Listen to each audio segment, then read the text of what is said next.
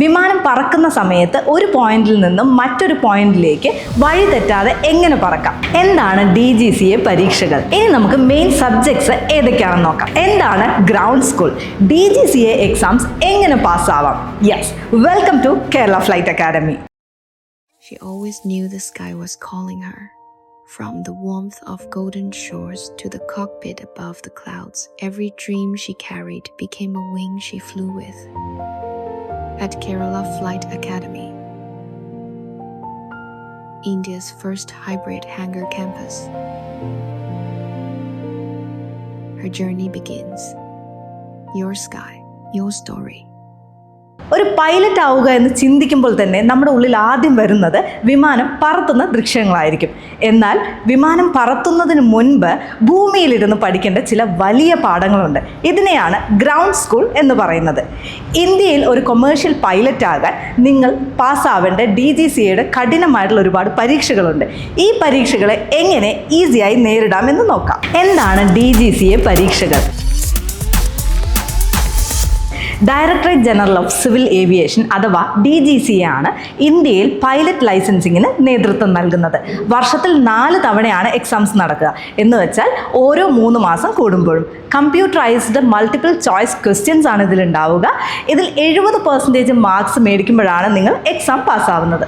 ഇനി നമുക്ക് main subjects ഏതൊക്കെയാണെന്ന് നോക്കാം. പ്രധാനമായിട്ടും 3 സബ്ജക്ട്സ് ആണ് വരുന്നത്. അതിലാദ്യത്തേത് എയർ നാവിഗേഷൻ.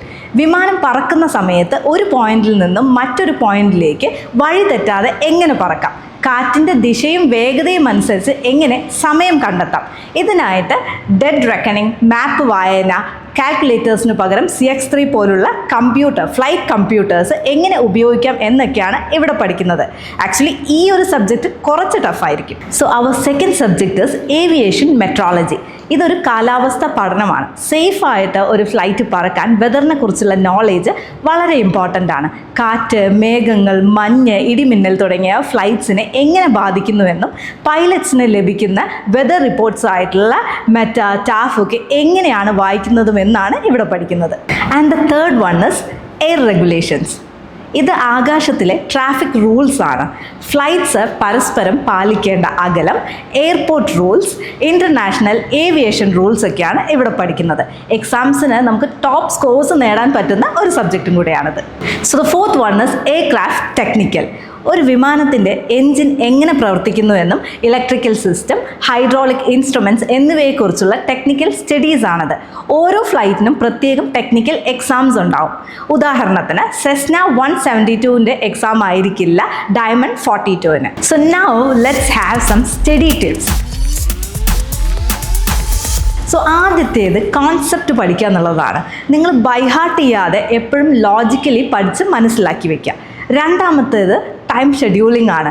എപ്പോഴും 3-4 hours ഡെയിലി പഠിക്കാനും എയർ നാവിഗേഷൻ പോലെയുള്ള സബ്ജക്ട്സിന് കൂടുതൽ സമയം കണ്ടെത്താനും ശ്രമിക്കുക. ഇനിയുള്ളത് ക്വസ്റ്റ്യൻ ബാങ്കുകളാണ്. ഓക്സ്ഫോർഡ്, നോഡിയൻ പോലെയുള്ള ബുക്സ് റെഫർ ചെയ്യാം, അല്ലെങ്കിൽ DGCA അപ്രൂവ്ഡ് ആയിട്ടുള്ള ക്വസ്റ്റ്യൻ ബാങ്ക്സ് റെഫർ ചെയ്യാം.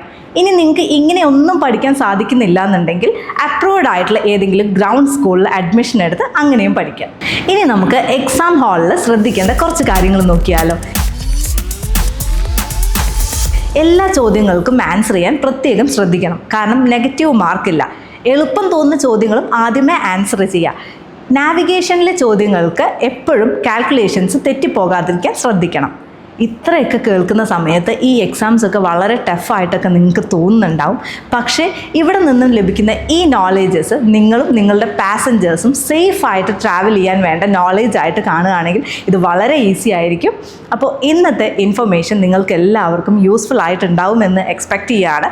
ഇതുപോലെയുള്ള കുറേ ഇൻഫർമേഷനുമായിട്ട് ഇനി വീണ്ടും വരും. നിങ്ങൾക്ക് എന്തെങ്കിലും സംശയം ഉണ്ടെങ്കിൽ വീഡിയോയുടെ താഴെയായിട്ട് കമൻറ്റ് ചെയ്യാൻ മറക്കാതിരിക്കുക. അപ്പോൾ നമുക്ക് വീണ്ടും കാണാം. അതുവരേക്കും ബൈ.